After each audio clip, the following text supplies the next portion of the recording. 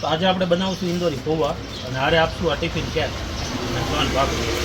Indori પૌવાની recipe આજે તમને શીખવાડશું. ચાલો શરૂ કરીએ.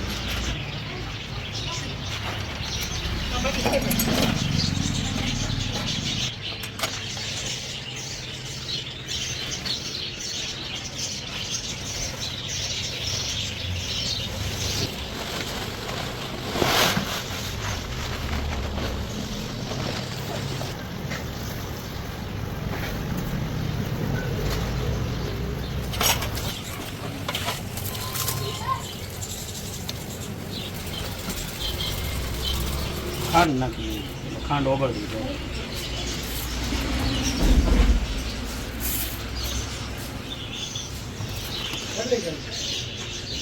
હળદરનું ડબલું લઈ લેલા કેટલી ચમચીનું માપ ન હોય ત્યારે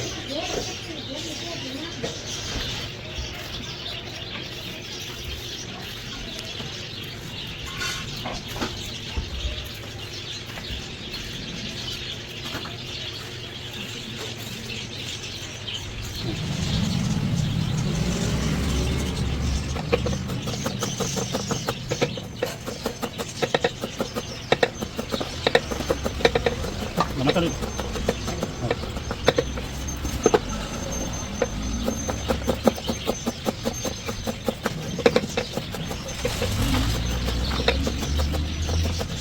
અને દોડ કિલો પ્લાસ્ટિક આપણે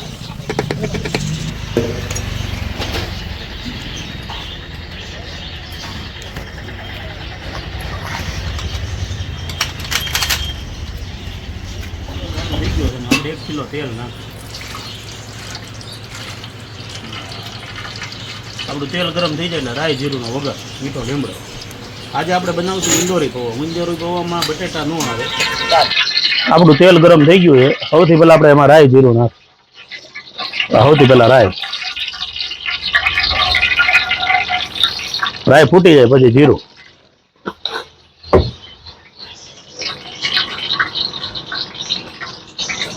આ જીરું છે. થોડીક રાઈને ફૂટવા દેવું. આપણી રાઈ ફૂટી ગઈ છે પછી જીરું, લીલા મરચા, મીઠો લીમડો.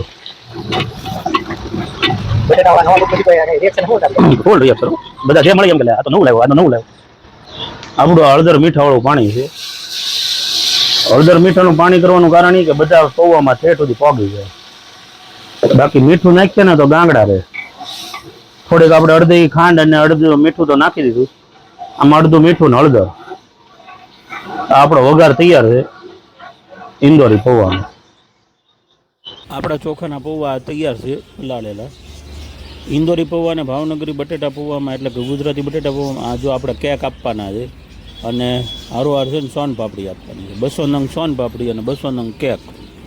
હું એવું કહેતો હતો કે ઇન્દોરી પૌવા અને ગુજરાતી બટેટા પૌવામાં ફેર એટલો કે આપણામાં બટેટા આવે, આમાં ન આવે. તો ચાલો તમને દેખાડીએ કઈ રીતે બને છે. તો આ વઘાર આપણો તૈયાર છે. એમાં આપણે પહેલાં તેલ મૂકીને જીરું, રાઈ, મીઠો લીમડો, મરચાં, હળદર અને મીઠું એ બધું નાખી દીધેલું છે અને થોડુંક પાણી નાખેલું. એ વગર આપણે છે ને બટેટા પૌવા એટલે કે ખાલી પૌવા, ખાલી પલાળેલા પૌવા છે એની ઉપર નાખી દઈશું. પૌવાની યાર આપણે ખાંડ નાખી દીધી હતી ગળપણ માટે.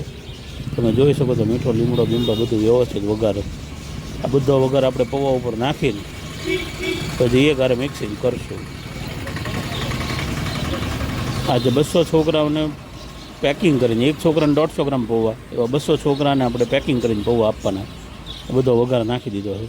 હવે આને આપણે મિક્સિંગ કરી નાખશું. જો આ છોકરાઓને ભાવે એ તૂટી ફૂટી. ઇન્દોરી પૌવામાં તૂટી ફૂટી આવતી નથી પણ આપણે નાખીએ છીએ છોકરાઓને ભાવે ને એટલે. પછી નાખશું આપણે આ સેવ, રતલામી સેવ અને ગુંદી. આ ગુંદી આવી ગઈ, તીખી ગુંદી. અને હવે આ સેવ. આ ઓલો આપણે જે સ્પેશિયલ મસાલો આવે ને ઇન્દોરનો, ઇન્દોરી મસાલા, જીરાવન કે ને એ જીરાવન. આ તીખી સેવ એટલે કે રતલામી સેવ. બધું નાખી કરીને કોથમરી નાખીને આ આવી ગઈ કોથમરી. હવે આને મિક્સિંગ કરશું વ્યવસ્થિત. ચોખ્ખા હાથ છે, 2 પાણીએ ધોઈ નાખ્યા છે. અને હવે મિક્સિંગ કરીએ છીએ. મિક્સિંગ થઈ જાય પછી આપણે પેકિંગ કરશું. કુલ પૌવા 20 કિલો છે. 20 કિલો પૌવા પલાળીને આપણે એમાં 20 કિલો જેટલું પાણી નાખ્યું હશે. અને 2-3 કિલો જેટલું તેલ ને વઘાર બધું થઈને કુલ 41 કિલો બટેટા પૌવા થશે. એટલે કે આપણા ઇન્દોરી પૌવા. બટેટા પૌવાને આપણે બોલવાનું ટેવ હોય એટલે બટેટા પૌવા બોલાઈ જાય. ઇન્દોરી પૌવા તો આપણા તૈયાર છે. જો આ તવેથાથી હેઠેથી જેટલો સફેદ હતા એ ઉપર આપણે કરી નાખશું ભેગા. હવે આપણે પછી કરશું પેકેજિંગ. એક હરખો બધો માલ પેક થઈ જાય એટલે કે ભેળ થઈ જાય પછી જો હવે આપણે સૌથી પહેલાં કોથમરી બીજી વાર ટોપિંગ કરીએ છીએ. પહેલાં એકવાર કરીને આપણે મિક્સિંગ કરી નાખેલું. આ કોથમરી, પછી આ તીખી ગુંદી, પછી તીખી સેવ છે,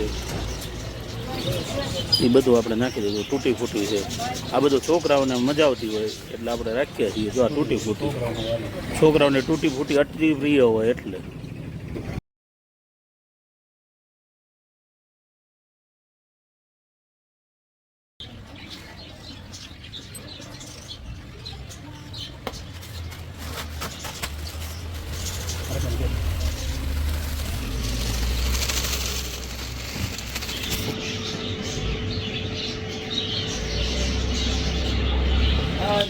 આપણા ઇન્દોરી પૌવા તૈયાર છે, તમે જોઈ શકો છો.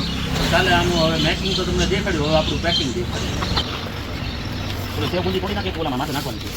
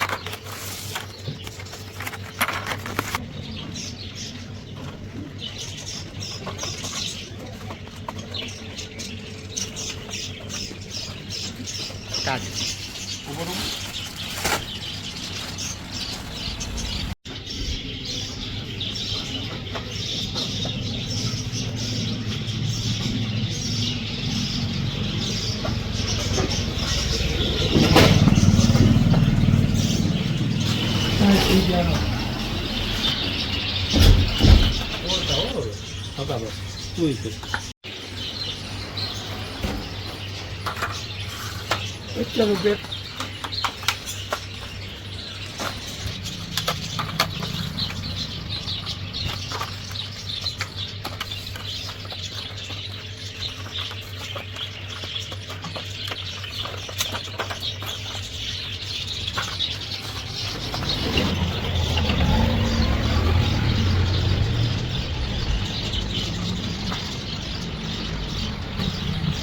આપણા 50% પાર્સલ થઈ ગયા છે. 150 નંગ થઈ ગયા છે.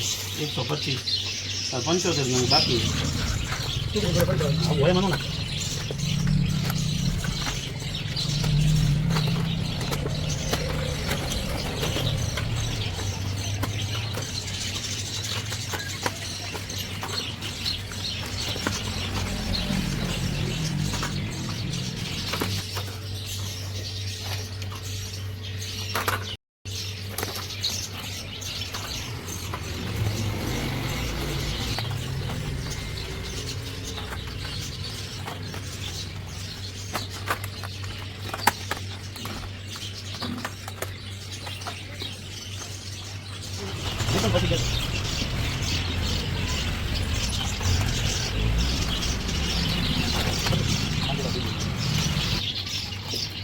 હું કયો ઓમભાઈ?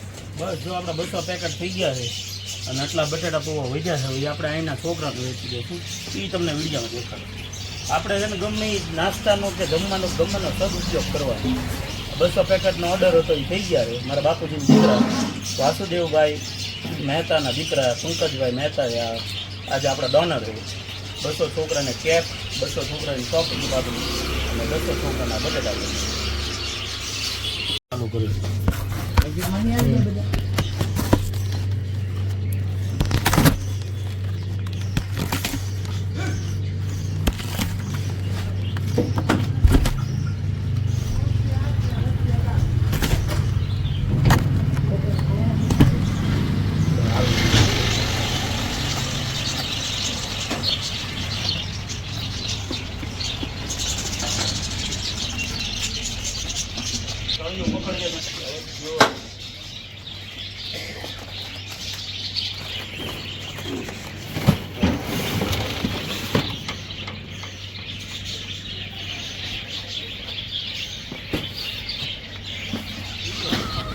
ખાલી આ બાજુ લાઈન કરો આ બાજુ લાઈનમાં ઉભા રહી જાવ.